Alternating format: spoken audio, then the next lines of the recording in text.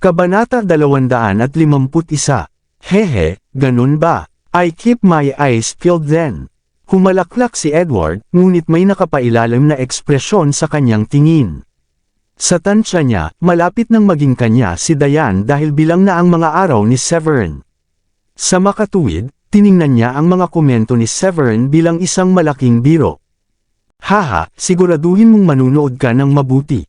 Natawa naman si Severin at hindi sineryoso si Edward.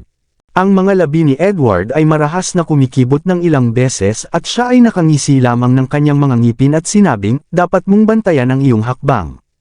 Siya pagkatapos ay bumaling kay Diane at sinabing, now's not too late for you na umatras sa relasyon mo sa kanya. Pagsisisihan mo kung ikaw ay hindi. Nag-iwan siya ng malupit na paalala saka tumalikod at umalis ng hindi lumilingon. Sa kabilang dulo, dumating na rin ang mga Chavez. Nakita ni Rufus si Severin, galit na nagngangalit ang kanyang mga ngipin at naging asul ang kanyang mukha nang maisip niya ang kahihiyan na ginawa niya, at nagdusa noong isang araw. Napansin ni Manuel ang mahinang mood ng kanyang anak at hindi niya napigil ang sabihin, gaano nakatagal nang nangyari ang insidenteng iyon, Rufus? Galit ka pa rin ba sa kanya? Kusa namang ngumiti si Rufus. Dad! Sinong nagsabi sa kanya namang agaw sa pangarap kong babae? Kumunat ang noo ni Manuel.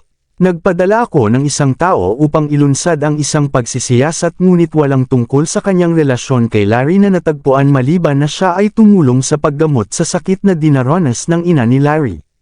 Kung walang ibang relasyon sa pagitan nila, pagkatapos ay maaari na lamang nating ipadala ang mga tagapagtanggol ng ating pamilya upang harapin siya. Tuwang-tuwa si Rufus sa narinig at hindi naiwasang tanungin ang kanyang ama, talaga, Dad? Ngumiti ng masama si Manuel habang sinasabi, gusto mo si Diane, di ba? I be frank, though. I don't think Diane will fall in love with you when you're such an obese kid, but I can have someone kidnap and imprison her. Kapag tapos na iyon, you'll be able to enjoy yourself to your heart's content, and once you've had that sound enough. Hindi ko kayang makita siyang pinatay. Napakaganda niya, at alam kong hindi ako sasagutin niya. Medyo nag-atubili si Rufus nang marinig niyang papatayin si Diane.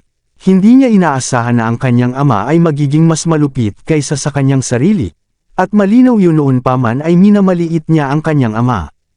Dagdag pa ni Manuel, for what little prospects that you have, you're still the young master of a second-tier family. I don't think it be that na mahirap para sa iyo na makakuha ng isang magandang babae. Maaaring maganda si Diane, ngunit halos zero ang posibilidad na pakasalan kanya. Kahit na wala na siyang pagpipilian, mas pipiliin niya si Edward na isinasaalang-alang ka. Tingnan mo ang iyong sarili, anak. Tumataba ka at tumataba sa bawat pagkain, at pandak ka rin. Bakit sa mundo ikaw pa ang pipiliin niya? Gayunpaman, hindi nagtagal ay sinabi niya, at saka, ang mga babae ay hindi mahuhulaan na nila lang, at baka dahan-dahan lang siyang sumuko sa iyo kapag kinidnap mo na siya. Mahirap sabihin, ngunit may mga pagkakataon na kailangan ding paamuhin ang mga hayop. Masyado kang matino, Dad, sabi ni Rufus. Kung ito ang kaso, hayaan ang dalawang tagapagtanggol na tulungan ako minsan sa susunod na mga araw. Napagpasyahan kong ibigay ang lahat para makuha si Diane. Naikuyom ni Rufus ang kanyang kamao at may kaunting kawalang awa sa kanyang mga mata. Tara na, magsisimula na ang seremonya. Mahina ang ngiti ni Manuel, at higit sa lahat ang galit niya na ang kanyang anak ay binugbog ng isang mainit na ulo na walang pera, walang impluwensya, at lumabas sa kulungan kamakailan lamang.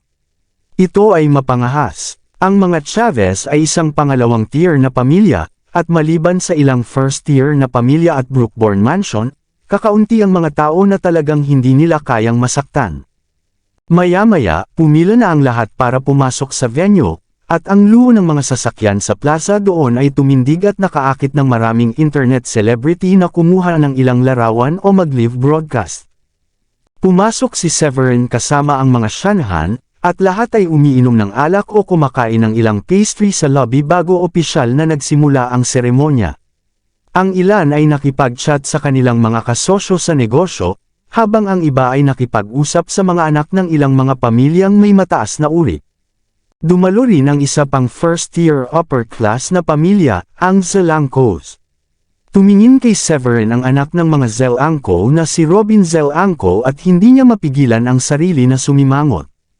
Pagkatapos ay sinabi niya sa kanyang ama, "Dad, hindi ba ang lalaking iyon ay lalaki ni Diane?" "Siya nga iyon," sagot ng kanyang ama, si Harvan Zelangko. "Bakit bigla kang naging interesado sa kanya?" "Nabalitaan ko na inimbitahan ni Stanley Shanahan si Charmaine Langhorne sa isang pagkain ilang araw na ang nakakaraan dahil gusto niyang makakuha ng kota, ngunit ang kanyang kahilingan ay tiyak na tinanggihan.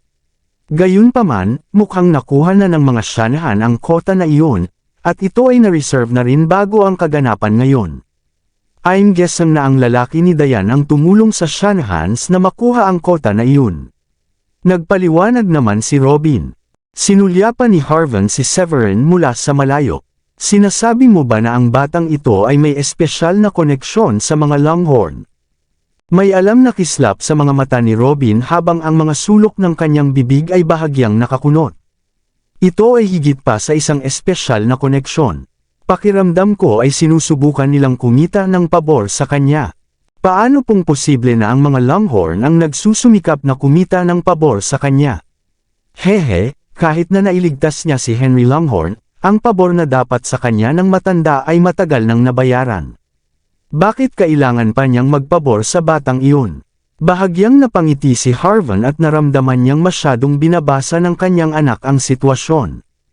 Gayunpaman, sinabi ni Robin, "Nasa harapan ko lang sila nang pumasok sila, at nakita kong may hawak silang dalawang liham ng imbitasyon, na parehong may gininto ang font. Isipin mo, Dad, isa lang ang nakuha ng pamilya natin sa mga naka-pre-arranged na kota, kaya paano nakuha ng mga Shanahan ang dalawa? Mayroon silang dalawang naka-pre-arranged na kota." Bakas sa mukha ni Harvan ang pagtataka nang marinig niya iyon dahil nangangahulugan iyon na mas pinapahalagahan ng mga Longhorn ng mga Shanahan kumpara sa mga Zelangko. Para sa record, ang relasyon sa pagitan ng mga Zelangko at ng Longhorn ay medyo maganda. Kaya ang dahilan kung bakit ang mga Zelangko ay nabigyan ng paunang inayos na kota na medyo magandang lokasyon at medyo malaki sa mga tuntunin ng lugar. "Oo, iyon ang nakita ko," tumango si Robin. "Nakuha ko na ang iniisip bakit ang mga Longhorn ay nagsisikap na pasayahin si Severin. Ano kayang kakaiba sa kanya?" Matapos itong pag-isipang mabuti ni Harvan, tumango siya at sinabing, "Gumawa tayo ng punto na huwag nang masaktan si Severin mula ngayon. Dapat nating subukan ang pinakamahusay na magtatag ng isang magandang relasyon sa kanila kung matutulungan natin ito. Kailangang magkaroon ng paliwanag para sa mga aksyon ng mga Longhorn. Hindi sila maaaring magbigay ng dalawang nakaayos ng kota ng walang magandang dahilan." Ang aking tagapagligtas." Sa sandaling iyon, isang malakas na sigaw ang narinig at nakuha ang atensyon ng lahat. Anong nangyayari? Nandito na ang mga Ballard mula sa Brookbourne Mansion. Napasulyap si Harvan at nagulat nang matuklasan na dumating si Sheila kasama ang iba pang mga Ballard. Maging si Zacarias, ang ulo ng kanilang pamilya, ay nagpakita. Si Sheila ay sobrang sabik sa pananabik habang siya ay tumatakbo papunta kay Severin at masayang niyakap ito. Nagkita tayong muli, aking tagapagligtas. Di ba sabi mo ibibigay mo sa akin ang iyong numero ng telepono kung magkikita tayong muli? Aba, narito na ulit tayo. Walang imek si Severin. Bakit kailangan niyang maging excited? At ang masaklap pa, lumapit siya sa akin at niyakap ako sa publiko. Magdistansya ka at tigilan muna ang pagyakap sa akin. Hindi mo lang dapat ihagis ang iyong mga braso sa isang lalaki, alam mo. Nagmamadaling pinaalalahanan siya ni Severin, at natakot siyang hindi matuwa si Diane pag nakita kung ano ang nangyari. Anong ginagawa mo, Sheila? Malaki ka ng babae ngayon. Ito ay hindi nararapat sa iyo. Lumapit si Zacarias at pinandilatan si Sheila. Binitawan niya si Severin sa kahihiyan, lumakad, at hinila ang kanyang ama para magpakilala. Siya po, Dad. Siya ang tagapagligtas na sinabi ko sa inyo. Tinulungan niya ako kahapon. Mr. Zacarias. Natigilan si Dayan noong una at nagtataka kung bakit niyayakap ni Sheila ang kanyang lalaki. Nang makita niya si Zacarias na papalapit sa kanila, agad siyang tumingin sa kanya na nagtataka. Si Catherine at ang iba pang mga Shanahan ay dumating din kaagad, dahil gusto nilang malaman kung ano ang nangyayari sa sandaling iyon. Tumango si Zacarias kay Dayan, saka tumingin kay Severin. Kapuri-puri ang iyong mga aksyon, binata. Sinabi ng aking anak na babae na nakatagpo siya ng isang magnanakaw noong araw na iyon, at tinulungan mo siya mula sa katwiran ng hindi humihingi ng anumang kapalit. Hindi ito madaling makahanap ng mga taong katulad mo ngayon. Ngumiti si Severin. So you're Mr. Zacarias from Brookbourne Mansion. Napadaan lang ako, and the thought of get something in return didn't cross sa isip ko talaga. Pagkasabi nun, may naisip si Severin at nagpakilala. Siya nga pala, ito ang asawa ko, si Dayan. Siya ang General Manager ng Shanahan Corporation. Dito mismo ang matandang ginang ng Shanahan. Tumingin si Zacarias kay Catherine, at sinabi sa kanya, maaaring matanda ka na sa laman, ngunit napakalakas mo pa rin sa espiritu, hindi katulad ko. Sa totoo lang, hindi ako ganoon katanda, ngunit kamakailan lang ay naramdaman kong humihina na ang aking katawan. Nako, binobola mo ako. Matanda na ako ngayon, at hinding-hindi ko maikukumpara ang mga nakababatang tulad mo. Puno ng ngiti ang mukha ni Catherine. Hinding-hindi siya magkakaroon ng pagkakataong makipag-usap sa ganoong malaking shot sa ilalim ng normal na mga pangyayari, at malamang na hindi naruroon si Zacarias kung iyon nga ay hindi sa kagandahang loob sa mga Longhorn. Si Zacarias ay maaaring ituring na pinakamakapangyarihang pag-iral sa Brookbourne sa sandaling iyon, at maging ang tatlong first-year na pamilya ay kailangang magpakita ng paggalang sa kanya. Sa paghusga mula sa sitwasyon, lumilitaw na iniligtas ni Severin si Sheila mula sa isang hindi man masamang sitwasyon, bagamat na natiling tinitingnan kung ang gayong relasyon ay maaaring umasa sa hinaharap upang payagan ang karagdagang kooperasyon sa pagitan ng Shanahans at Brookbourne Mansion. Pagkatapos magsalita ng matandang babae, agad niyang sinabi kay Dayan, bakit ka nakatayo lang, Dayan? Ibigay mo sa kanya ang iyong business card. Hindi makapag-react si Dayan dahil first time niya iyon makakatugon sa isang malaking shot. Matapos makatanggap ng paalala mula sa kanyang lola, dali-dali niyang iniabot ang kanyang business card gamit ang dalawang kamay. Ito ang aking business card, Mr. Zacarias. Taos puso akong umaasa na magkaroon tayo ng pagkakataong makipagtulungan sa hinaharap. Bahagyang ngumiti si Zacarias, at kinuha ang kanyang business card, at pagkatapos tinawag ang assistant niya sa likod niya para iabot ang business card niya. I heard that you're as talented as you are beautiful and that, at ikaw ay pambihirang maalam sa negosyo. Kaya natin tiyak na makipagtulungan kapag may pagkakataon. Oo, tiyak na darating ang pagkakataong iyon. Sabi ni Catherine na may ngiti, gumuguhit ng nakakainggit na tingin ng maraming third tier o pangalawang antas ng mga pamilya. Bilasan mo at sabihin mo sa akin ang iyong numero ng telepono, Severin. Nangako ka sa akin na ibibigay mo ito sa akin kapag muli kitang makita. Mukhang hindi interesado si Sheila sa usapan nila ng kanyang ama, at nakahalukip-kap lang siya sa dibdib at diretsyong nakatingin kay Severin. Iminungkahi ng kanyang poster na hindi siya susuko hanggat hindi niya nakuha ang numero ng telepono nito. That can't be happening, si Sheila lang ba ang nagkusa na tanungin siya ng phone number niya? Ang ilan sa mga mayayamang binata mula sa ibang mga pamilyang may mataas na uri ay labis na nainggit nang makita nila ang eksenang iyon. Hindi ako makapaniwala, si Sheila ay palaging isang mapagmataas na babae, at hindi niya ako pinansin ng ilang beses ko siyang yayain. Tinawag pa niya akong poloka na hindi alam kung saan nakatayo. Galit na galit ako nung nangyari yun. Ang makita siyang gumawa ng inisyatiba na humingi ng numero sa isang lalaki ay hindi maisip. Galit na sabi ng isang matabang lalaki. Ang lalaking iyon ay asawa ng batang miss ng mga Shanahan, at sa tingin ko siya ang uri na nabubuhay sa kanyang asawa. Ano pa ang mayroon siya sa kanyang pangalan, maliban sa pagiging isang magandang bata? Wala akong ideya kung ano ang nakikita ni Sheila sa kanya. Marami ang naiinggit, at halatang bakas ang selos sa kanilang mga salita. Sige, Severin, bilasan mo ibigay mo sa kanya. Agad namang komandat si Catherine kay Severin. Tanga ba siya o ano? Bakit ba siya nag-aatubili kung ang humihingi ng contact number niya ay walang iba kundi ang batang miss ng Brookbourne Mansion? Walang magawa si Severin habang sinasabi sa kanya, "Anong number mo? Tatawagan kita." Hehe, 1760831. Ibinigay ni Sheila kay Severin ang kanyang numero, at inilabas ni Severin ang kanyang telepono sa tawag sa kanya. Sige, nagri-ring. In-end ni Sheila ang tawag, at nag-save ng numero ni Severin, at pinangalanan ang kanyang contact, Xavier. Xavier nga pala, saan ka nakatira? Pwede ba akong pumunta sa iyo kung may oras ako? Nakangiting tanong ni Sheila kay Severin matapos iligpit ang phone niya. Ang paraan ng pagtingin niya sa kanya ay puno ng paghanga. Ako, sa tingin ko ay hindi yun nararapat.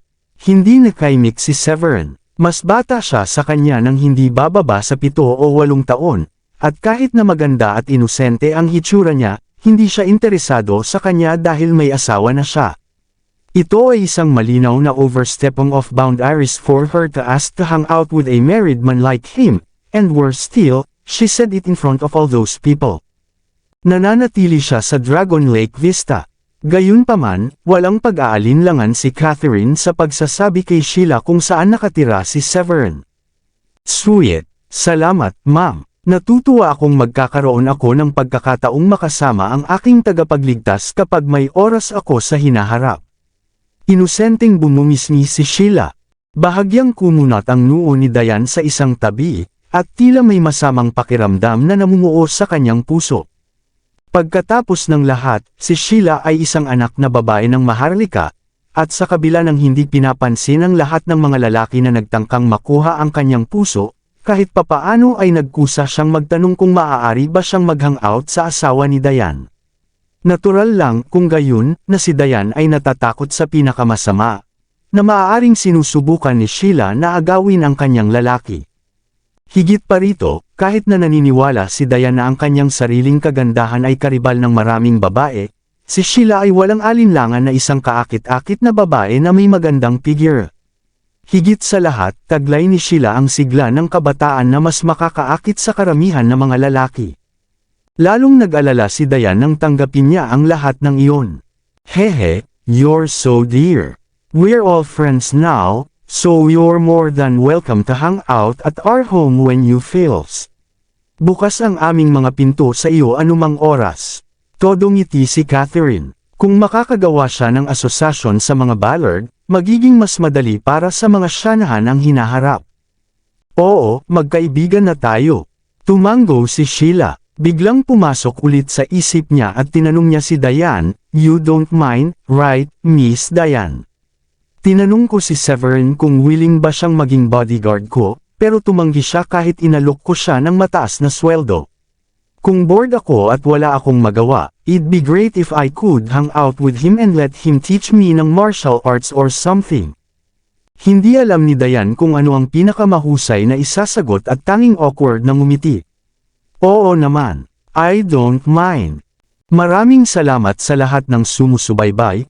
Please subscribe and follow my YouTube and Facebook channel, Filipino Novel. Maraming salamat po. Kabanata 255. Hindi inaasahan ni Severin na ganoon pala ka-awkward ang itatanong ni Sheila na itanong sa publiko. Matapos makaisip ng paraan para mag-iba ang sitwasyon, inibang niya kaagad ang usapan at nagtanong, "Binigyan ka rin ng pre-arranged quota, di ba?" Ngumiti lang si Sheila. Oo, ito ay disente. Ang Longhorns ay nagbigay sa amin ng 2 pwesto ng maaga, at ang parehong mga lokasyon ay napakahusay din. Bukod doon, kami ang pangunahing narito upang mga siwa ng ribbon cutting. Kapag iyon ay wala na, si Mr. Henry ay iaanunsyo ang bilang ng mga kota, simula sa mga na-pre-arranged, at magtatapos sa mga ibinigay na batay sa kanilang pinakabagong pag-aproba. Tumango si Severin. Well, maganda iyan. Maligayang pagdating sa isa at lahat sa paglulunsad ng proyekto ng Liberty City. Magsisimula na ang seremonya, kaya't maaari kong pakiusap na anyayahan ang lahat na pumunta at umupo sa kanilang mga upuan. Isang kaakit-akit na 30-something MC ang malakas na nag-anunsyo sa stage. Inilapag ng lahat ng mga bisita ang kanilang mga baso ng alak at mabilis na naglakad upang humanap ng mauupuan. Umupo si Severin sa tabi ni Diane, at dahil natatakot siya kay Diane na magagalit, hindi niya napigilan ang sarili na bumulong sa kanya. Nagkataon lang na nailigtas ko si Sheila kahapon, at hindi ko inaasahan na siya ang batang miss ng Brookbourne Mansion. Siya ang humihingi ng numero ng aking telepono, at sigurado akong nakita mo siya nang sumugod at yamakap sa akin. Hindi inaasahan ni Diane na ipapaliwanag ni Severin ang lahat ng hindi niya hinintay na magtanong. Though she felt sweet in her heart, she still said with a cold face, "Okay. The ceremony is about to begin, so I think it's best if we concentrate. We wouldn't want to give Mr. Henry the impression that we don't respect him, di ba?" Mapapansin tayo, kapag tinawag na ang mga Shanahan, kailangan kong umakyat doon at kunin ang kontrata sa kanila. Tama, ngumiti si Severin at agad na tumigil sa pagsasalita. Hindi nagtagal, nagsimula ang seremonya ng pagbubukas, at karamihan sa mga talumpati na ibinigay ay nakaantig sa hinaharap na kalakaran sa pag-unlad ng proyekto ng Liberty City. Si Severin ay hindi interesado sa alinman sa mga iyon. Pagkatapos ng pagpapakilala ay dumating ang ribbon cutting, kasama ang dalawa na inimbitahan sina Zacarias at Sheila mula sa Brookbourne Mansion sa stage kasama ang tatlong individual mula sa tatlong first-year na mga pamilya. Nang matapos ang ribbon cutting, dumating na ang oras ng anunsyo ng nakatakdang kota. Bilang na ginawa ang anunsyo, natuklasan ni Severin na ang numero ng mga kota para sa Ballards ay unang inihayag. 2 kota bawat isa ay ibinigay sa Ballards, habang ang tatlong first-year na pamilya ay binigyan ng tig-1 kota sa mga lugar na napaka-promising.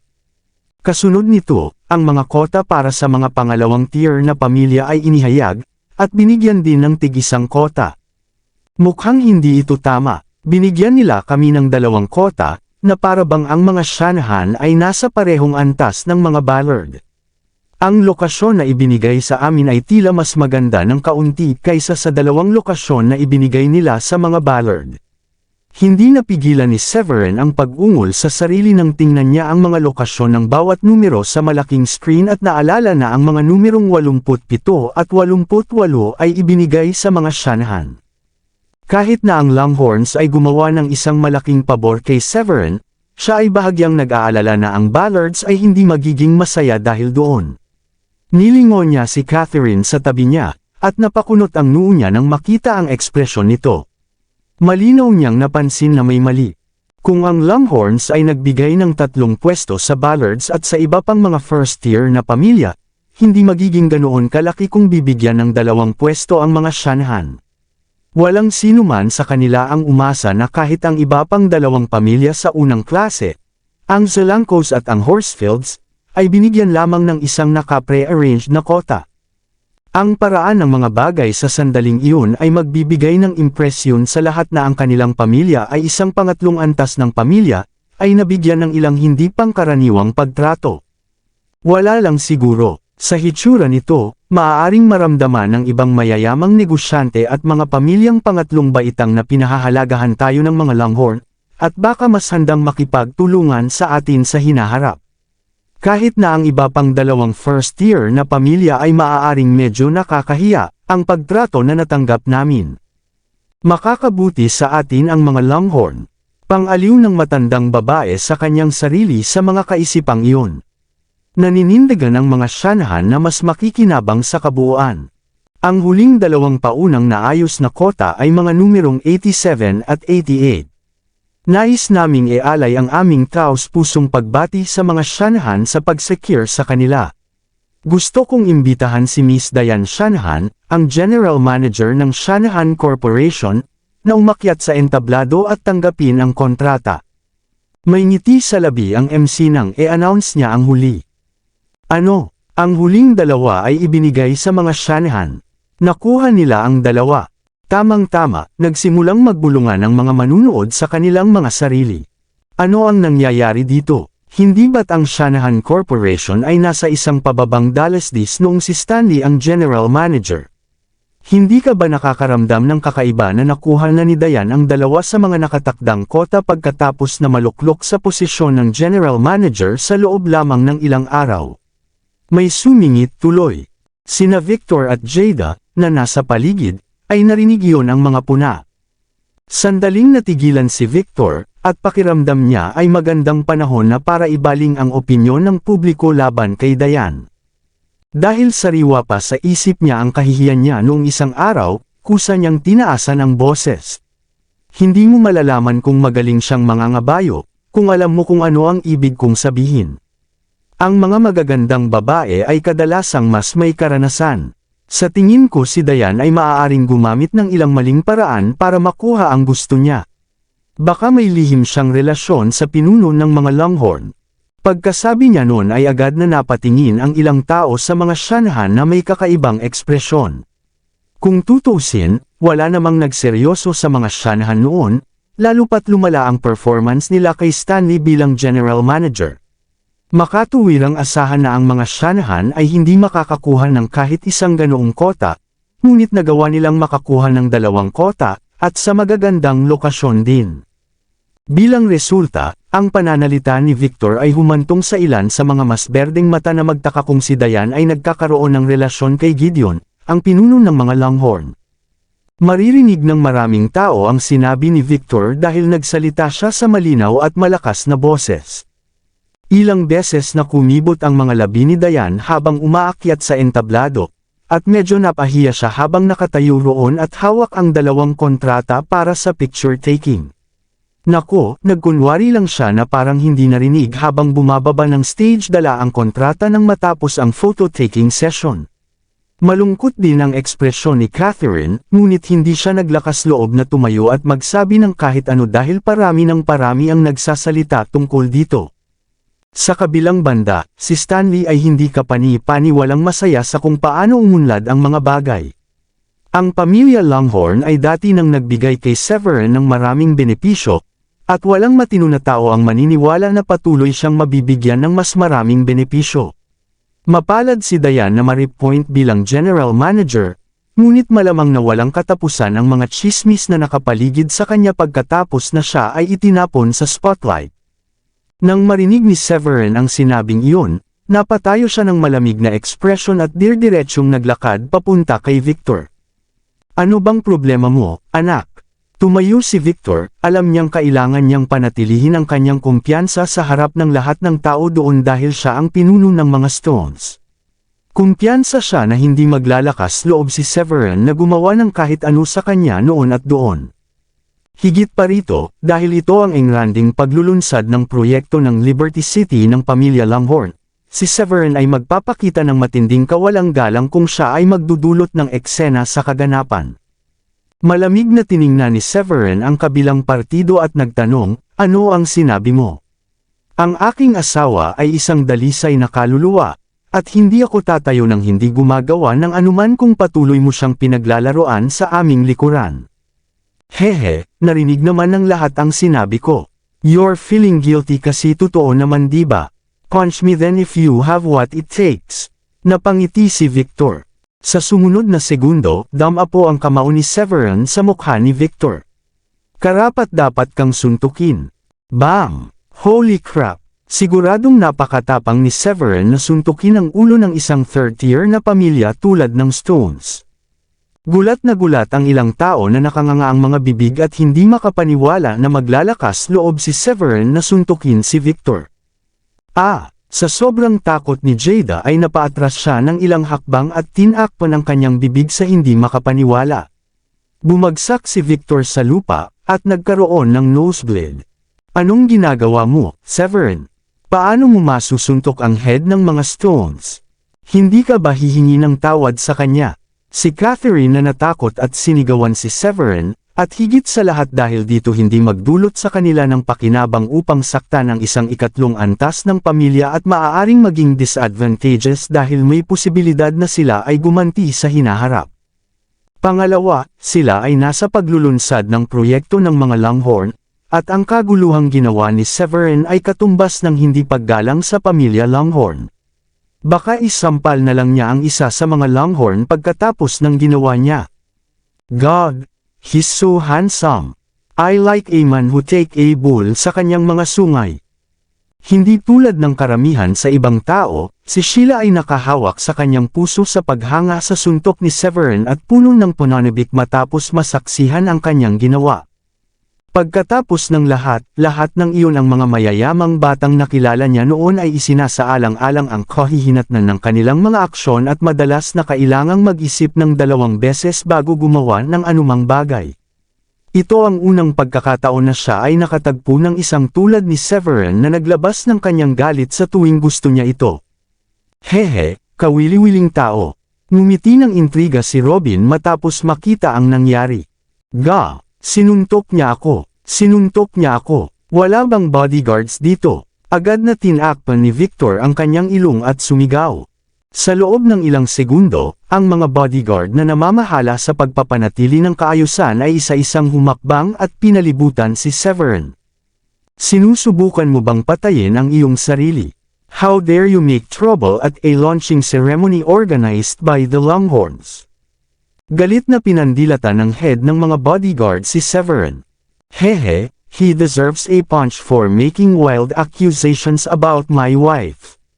Sinabi niya sa akin na suntukin ko siya kung meron ako, at dahil tiwala ako na mayroon ako, walang dahilan para hindi ko siya suntukin. Tumawa ng walang pakialam si Severin. Ilabas niyo siya, kailangan siyang turuan ng leksyon sa pag-aaral para maging mas maingat sa oras at lugar. Nagalit ang ulo ng mga bodyguard dahil hindi niya inaasahan na magpapakita ng ganoong kayabangan si Severin bago siya.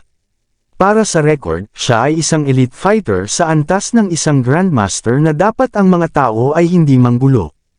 Sandali lang. Sa sandaling iyon gayunpaman, sina Henry, Gideon, at si Charmaine ay umalis mula sa upuan nila sa front row. Ang batang ito ay nagdudulot ng gulo sa opening ceremony na inorganisa mo, Mr. Gideon. Dapat ay turuan siya ng leksyon pagkatapos magpakita ng labis na kawalang galang sa iyo at sa iyong pamilya. Tuwang-tuwa si Victor nang makitang papalapit sa kanya ang mga Longhorn at agad na bumangon upang tapikin ang alikabok sa kanyang puwitan. Naniniwala siya na medyo maganda ang relasyon niya kay Gideon matapos magkaroon ng pagkakataon na makipagtsaa sa kanya ng ilang beses sa nakaraan. Para sa kadahilanang iyon, ang Stones ay nakatanggap ng kota bilang mabuti, kahit na hindi pa ito inihayag. Gayunpaman, ang sumunod na nangyari ay lampas sa imahinasyon ni Victor. Tumingin si Gideon kay Severin, pagkatapos ay bumalik kay Victor. Iyon ay napakalakas ng loob mo na gumawa ng ganoong pangungusap, Victor. Akala mo ba hindi ko maririnig ang sinabi mo? Binigyan ko ang mga Shanahan ng 2 pwesto dahil iniligtas ni Severin ang buhay ng aking ama, at dahil naniniwala akong ang mga Shanahan ay may maliwanag at mas mahusay na hinaharap sa kanila. Anong negosyo ang ginagawa mo sa likod ko? Dear diretsong sinabi ni Gideon, para sa akin, ikaw at hindi sila ang nagsimulang gumawa ng gulo sa launching, at sinuntok ka lang dito ni Mr. Severin dahil nagalit siya sa mga walang basehan mong akusasyon. Ano ang sinadya mong makamit sa pamamagitan ng paggawa ng pangungusap na iyon? Ako, I didn't. I'm being wrongly accused here. I didn't mean to provoke him. Natigilan si Victor sa nangyayari at nagmamadaling umiyak na parang lobo.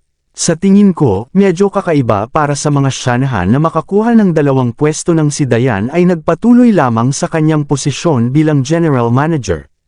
I just made some offhanded remarks, yun lang. Hindi ako gumawa ng anumang uri ng insinuation. Sabihin sa iyong mga tauhan na palabasin sina Victor, Jada, at ang iba pang mga Stones mula sa lugar na ito, sabi ni Gideon sa pinuno ng mga bodyguard. Ang kanilang pre-arranged quota sa Liberty City Project ay babawiin at ibibigay sa Brookborn Mansion.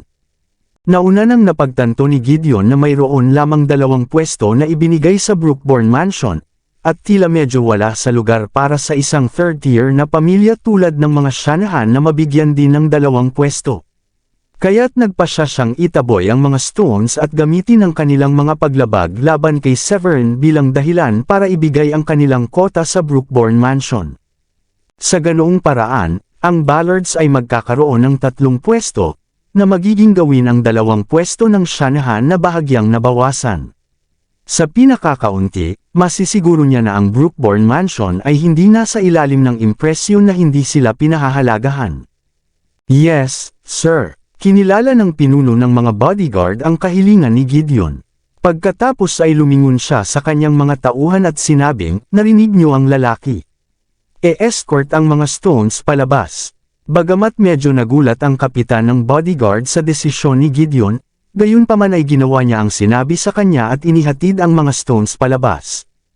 "Mr. Gideon, ako, si Victor ay labis na nanghihinayang.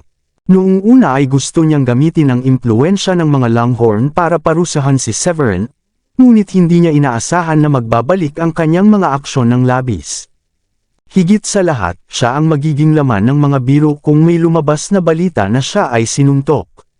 Ang mas masahol pa, ang anumang anyo ng pakikipagtulungan kay Gideon ay hindi na posible sa hinaharap, at ang kanilang mga pag-asa sa hinaharap ay magiging nakakatakot, upang sabihin ang hindi bababasa, pagkatapos niyang masaktan ang mga Longhorn. Salamat sa paninindigan mo kung ano ang tama, Mr. Gideon." Sinadya ni Victor na maghasik ng hindi pagkakaunawaan. Agad na humakbang si Catherine at ikinulong ang kanyang mga kamay. "Huwag kang mag-alala, mas kaya kong sabihin kung sino ang tama at kung sino ang mali." Ngumiti ng mahina si Gideon. "Mabuti ang ginawa mo, Mr. Severin. Lalo kung kinamumuhian ng mga taong naninira sa iba mula sa likuran, at malamang nagagawin ko rin ang katulad mo kapag may nagsabi ng ganoong mga pahayag tungkol sa aking asawa. Pinupuri ko ang iyong pambihirang katapangan sa paggawa ng sinasabi sa iyo ng iyong puso nang hindi nababahala kung ang iyong mga kilos ay magdudulot ng sama ng loob ko." Karamihan sa iba pang mga bisita ay may pagtataka sa kanilang mga mukha. Tunay na ipinamuhay ni Gideon ang kanyang pangalan bilang ulo ng isang unang baitang ng pamilya. Ang mga kalokohan ni Severin ay malinaw na nagdala ng ilang sukat ng kaguluhan sa kaganapan, ngunit sinabi ito ni Gideon sa paraang hindi nagpapahiwatig ng kahit katiting na kahihiyan sa kanyang bahagi, bagkus, nagparamdam sa isang tao na tila siya ay isang mapagbigay at mapagmalasakit na tao. Parang kulang pa iyon, parang pinuri pa niya si Severin sa suntok na iyon. Nang makitang hindi naabala si Gideon sa kanyang ginawa at binigyan pa siya ng pagkakataong mahawakan ang kanyang sarili, tumawa si Severin at sinabing, "Hehe, salamat, Mr. Gideon." Ito ay isang perpektong halimbawa ng kapag ang mga mahuhusay na isipan ay magkapareho ang iniisip. Ang tugon ni Severin ay kasing perpekto dahil sinamantala niya ang pagkakataong purihin ang kanyang sarili sa pagprotekta sa kanyang asawa habang hindi direktang binibigyang puri si Gideon bilang isang taong may mahusay na pag-iisip. Tumango si Gideon bilang kasiyahan at sinabi sa MC sa stage, "Please continue with the ceremony." Ngumiti ang MC. Moving on from that brief episode, tayo ay magpapatuloy sa sandaling iyon, si Victor, ang kanyang asawa, at si Jada ay lahat pinalabas sa kalye. "Severin, anak ng tinapaka. I don't give a shit that you na sinuntok ako, pero naiinis ako na nawalan ako ng kota sa proyekto. Hindi ko hahayaang mangyari ito nang walang laban. Papatayin kita, Severin. Isinusumpa ko ang pangalan ko." Pinunasan ni Victor ang dugo sa kanyang mga butas ng ilong at sa sobrang galit niya ay muntik na siyang magkaroon ng aneurysm. Si Jada, na nakatayo sa tabi ni Victor, ay nagreklamo sa kanya. "Bakit kailangan mong magpakatanga, Dad? Tapos na ang lahat sa atin, at ang pinakamasama sa lahat, ang ating buhay ay magiging mas mahirap mula ngayon." Nagprotesta si Victor, "Akala ko ay mayroon akong magandang relasyon kay Gideon, at darating siya at tutulungan ako. At bukod pa, ang aking mga pangungusap ay hindi diretso sa lahat. Pinaramdam ko lang yun na si Diane ay nakakuha ng 2 kota kahit naging general manager lang siya. Nasa ibang tao kung ano ang gusto nilang isipin, di ba? Maaaring naiinis ka lang pagkatapos ng sinabi mo. Hindi naman tanga ang mga tao, alam mo." Lalong hindi nakaimik si Jada habang sinabi niya kay Victor, "Bakit mo naramdaman na kailangan mong gawin iyon gayong nakakuha na tayo ng 4-star assassin? For all we know, ang assassin ay malamang na darating sa Brookborn ngayon o bukas, at si Severin ay patay na." Damn it! Agad na napagtanto ni Victor na masyado siyang mapusok kanina, at hindi niya maiwasang sabihin, "Tama ka. Kasalanan ko ito. Nagalit lang ako nang makita ko si Severin, at gusto kong bawian siya sa pamamagitan ng pagpapaisip sa mga tao na niloloko siya ng kanyang asawa. Hindi ko akalain na gagawin ito ni Gideon na kumampi sa kanya." Napangiti si Jada at sinabing, ibinigay ng Longhorns ang 2 kota sa Shanahan dahil pinahahalagahan nila si Severin. Akala siguro nila matutulungan sila ni Severin in the future. Napakahirap ba talagang intindihin iyon? Nababaliw ka na, Victor. Nakakadismaya lang. Napapadyak din ang ina ni Jada sa galit. Maayos na sana ang kinabukasan ng kanilang pamilya, ngunit iyon ang lahat ay nawala sa isang kisap mata. Ang Stones ay hindi kapani-paniwalang nabalisa, ngunit ang tanging magagawa nila ay bumantong hininga. Sumakay na sila sa kanilang sasakyan, ngunit dahil nag-aatubili pa rin silang umalis, umupo na lang sila doon at nag-space out. Tapos na ang seremonya. Nagsisimula nang umalis ang mga bisita. Tumingin si Jada at hindi maiwasang mapangiti nang mapait nang makita kung sino yung lumabas. Kasalanan ni Severin ang lahat. Kailangan niyang mamatay sa lalong madaling panahon. Sinulyapan ni Victor ang mga Shanahan habang nakangiti silang naglalakad palabas, at saka itinuon ang tingin kay Severin. "Paalam, tagapagligtas. Kasama ko ang aking matalik na kaibigan na babae ngayong hapon, kaya't dadaan ako sa ibang pagkakataon upang makisama sa iyo." Masayang tumakbo si Sheila kay Severin at nagpaalam dito. "You're welcome anytime, Miss Sheila." Nakangiting paalala ni Catherine bago pa man makapagsalita ng kahit isang salita si Severin. Maaaring lumuhad na lang ang matandang babae at dilaan ang sapatos ni Sheila sa pangungusap na iyon. "Bibisita ako for sure." Ngumiti si Sheila bago tumakbo. "Sa tingin ko gusto kanya." Puna ni Diane matapos niyang hintayin na umalis si Sheila. "It's not like she can't do anything about it. I already belong to you." Walang pakialam na sabi ni Severin. "Iyan ay isang napakadulas na dila na nakuha mo doon." Inilibot ni Diane ang mga mata kay Severin. Sa labis na pagtataka ni Severin, si Robin ay naglakad palapit sa kanya sa kanyang sariling kusa ilang sandali lamang matapos ang sakit ng ulo niya. Umalis na si Sheila. Bakit si Robin, ang anak ng isang first-year na pamilya, ay naglalakad papunta sa amin? Medyo kinabahan si Stanley nang makita niya si Robin na naglalakad palapit sa kanila. Pagkatapos ng lahat, siya ang stereotypical aloof na babae, at ang kanyang ugali ay ganap na kabaligtaran ng kay Sheila. Isa pa, may bagay na siya kay Robin noon pa man, pero sa malayo lang siya nakakapanood dahil sa kasamaang palad ay walang pagkakataon na mag-interact sila. Kabanata 260. Natural lang na ganoon ang pakiramdam ni Stanley kapag napanaginipan niya na papalapit sa kanya ang babae, kaya hindi niya namamalayan na inayos niya ang kanyang necktie. "Hello, Miss Robin, may problema ba?" Agad namang ngumiti si Stanley at binati siya habang papalapit. Tinanguan lang siya ni Robin at lumagpas sa kanya papunta kay Severin. Pagkatapos ay inalok niya ang kanyang business card.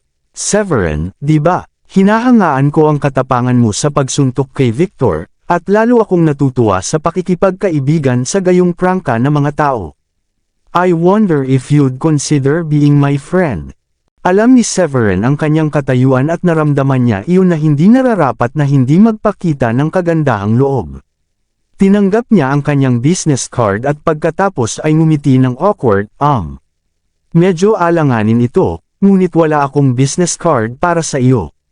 Kita mo, wala akong trabaho at wala akong trabaho."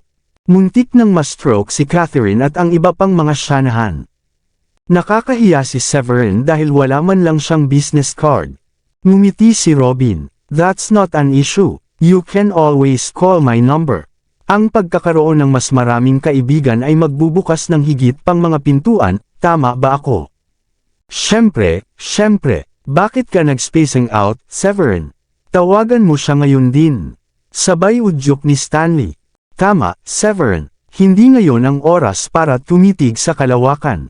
Bilasan mo at ibigay mo kay Miss Robin ang iyong numero ng telepono.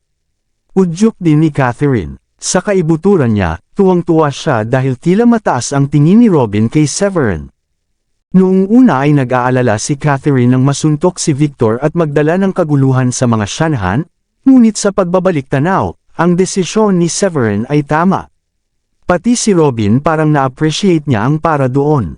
Dahan-daang nilabas ni Severin ang kanyang cellphone at saka idinial ang numero ng telepono ng kausap ayon sa nakasulat sa business card. Narinig ko na ang iyong mga kasanayan sa medikal ay wala sa mundong ito, Mr. Severin. Masama ang pakiramdam ng aking lola nitong mga nakaraang araw, kaya ikalulugod ko kung maaari kang pumunta at suriin ang kanyang kalagayan sa tuwing may oras ka. Makukuha mo ang aking taos-pusong pasasalamat kung mapagaling mo siya. Napatingin si Robin kay Severin at ngumiti. Matapos save ni Severin ang kanyang numero ng telepono, sinabi niya, oo naman. Talagang pupunta ako upang suriin siya kapag mayroon akong oras. Sa likod niya, halos himatayan si Catherine. Ano ang ibig mong sabihin kapag may oras ka? Kailan ka pa naging busy? Paano mo siya may iwan ng may impresyon na ikaw ay isang abala kung halos wala kang ginagawa sa buong araw? Tiyak na magkakaroon siya ng oras at maglaan. Si Stanley ay agad nasabi sa isang tabi. Great! Ngayon kung ipagpaumanhin mo, dapat ako ay aalis na. Ngumiti ulit si Robin at tumalikod na para umalis. Napakaganda ni Robin kapag ngumingiti. Hindi napigilan ni Stanley ang pag-ungol sa sarili nang matitigan niya ang maganda nitong anyo sa likuran. Look, Dad, what do you think is going on? Even Robin went to greet Severin. What is with that guy? It's already astonishing that Sheila went to chat with him, and now someone as aloof as Robin is talking to him too.